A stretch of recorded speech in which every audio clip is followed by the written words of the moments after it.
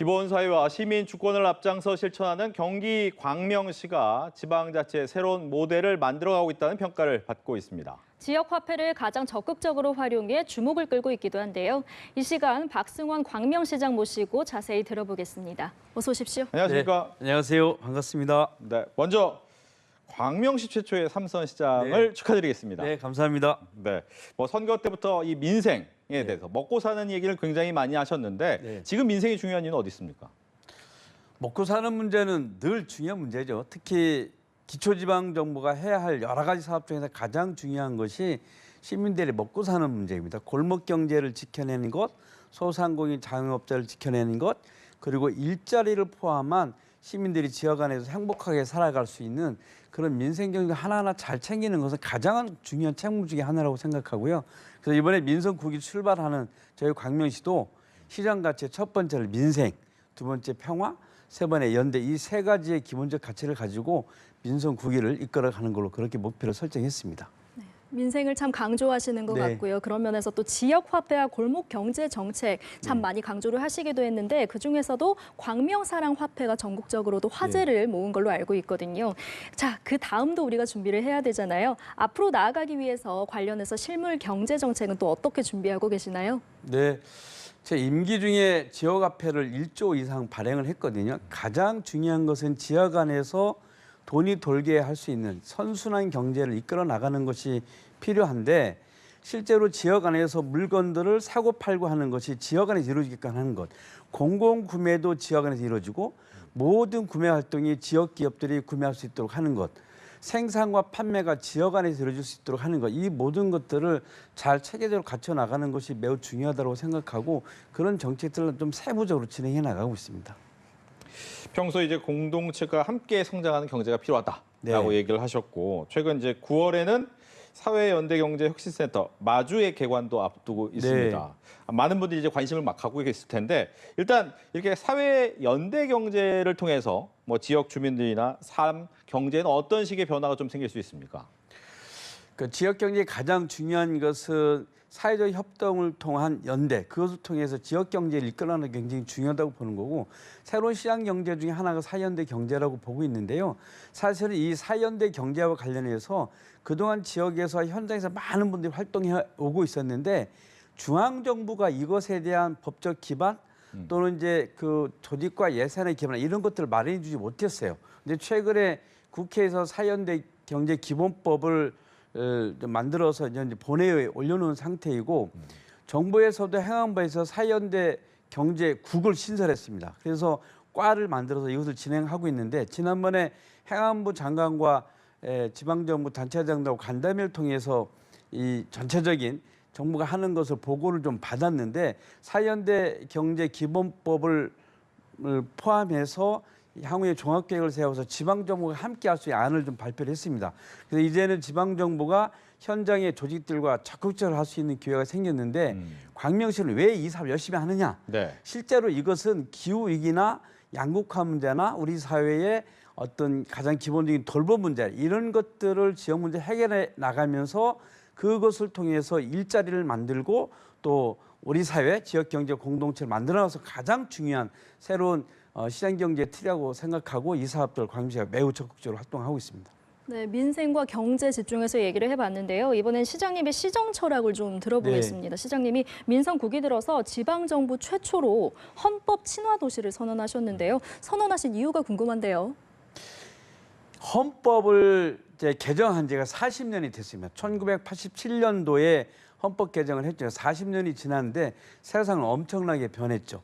그래서 많은 국민들이 헌법을 개정하자로 이야기하고 있습니다. 그러면은 지금 헌법은 어떻게 구성되어져 있고 앞으로 헌법은 어떻게 바꾸는 것이 필요한지를 국민들이 학습하고 제안해야 되죠. 그래서 저는 헌법 친화 도시를 새롭게 조성하자라고 공약을 하고 준비를 하는 이유는 뭐냐면 헌법에 대해서 제대로 알고 그 헌법 정신에 의해서 시정을 펼치고 시민들이 더 많이 헌법에 대해서 알아야지만이 건강한 참여, 민주주의 사회가 올 거라고 생각하는 거거든요. 그래서 현재 이 헌법에 대한 새로운 학습을 통해서 이것을 개정할 수 있는 국민들이, 시민들이 개정할 수 있는 그런 문을 만들자. 그래서 헌법 친화 조례도 만들고 시민주권센터도 만들고 헌법 교육을 만들어서 시민들한테 헌법 교육을 많이 적극적으로 하자는 취지에서 이런 주장을 하게 됐습니다. 네, 헌법에 대해서 많이들 공부할 것 같다는 생각이 드는데 네. 결과적으로 이제 광명이 기본사회 1번지라는 것을 목표로 하고 있고 네. 여기에 또 소득, 보통 이제 기본소득 얘기는 많이 했으니까 네. 소득을 넘어서 사람과 사람 연결하는 기본 관계를 네. 또 새로운 화두로 내세웠거든요. 네. 이 두 가지는 어떻게 연결이 되고 어떻게 또 바뀌어가는 겁니까? 우리가 이제 살아가는데 평생 동안 네. 가장 기본적 삶을 누리면서 행복하게 살아가야 하잖아요. 그런데 그런 관점 속에서 기본 사회를 만들어가는 것은 가장 첫 번째 목표인데 점점 우리 사회가 분화되고 있지 않습니까? 1인 사회 그리고 고립되는 삶. 그래서 모든 사람들이 사회적 관계를 잘 형성해 가면서 공동체적 삶을 누릴 수 있도록 하자. 노인들의 어떤 그 고독 혼자 살고 있는 노인도 많지만 이제 청년들이 고립 웃는 청년들도 많습니다. 이들이 모두 지역사회에서 서로 연대하면서 살아갈 수 있는 기본 사회를 만들어 가자는 취지 속에서 청년 기본 관계라는 사업을 광명에 처음 진행하게 됐고요. 그래서 청년들끼리 함께 참여할 수 있는 청년 온라인 플랫폼을 만들고 이 안에서 모든 정보를 무료로 습득하고 그 정보를 가지고 오프라인을 통해서 지역사회에서 청년들이 기본적인 관계를 형성하면서 함께 일자리도 만들고 그리고 창업도 하고 협업할 수 있는 이런 것들을 새롭게 해나가자로 해서 기본관계 사업을 청년 사업부터 먼저 진행하는 것으로 설계하고 준비해 나가고 있습니다. 네, 이번엔 조금 화제를 돌려서요. 광명시흥 3기 신도시 상당히 주목받고 있는 도시개발 사업 중에 하나인데 시장님께서는 이 신도시가 단순한 주거도시가 아니라 자족도시가 되어야 한다라고 계속 강조를 해오셨거든요. 근데 그러기 위해선 5만석 규모의 K아레나가 꼭 필요하다라고 하셨어요. 네. 좀 설명이 필요할 것 같은데 궁금한데요.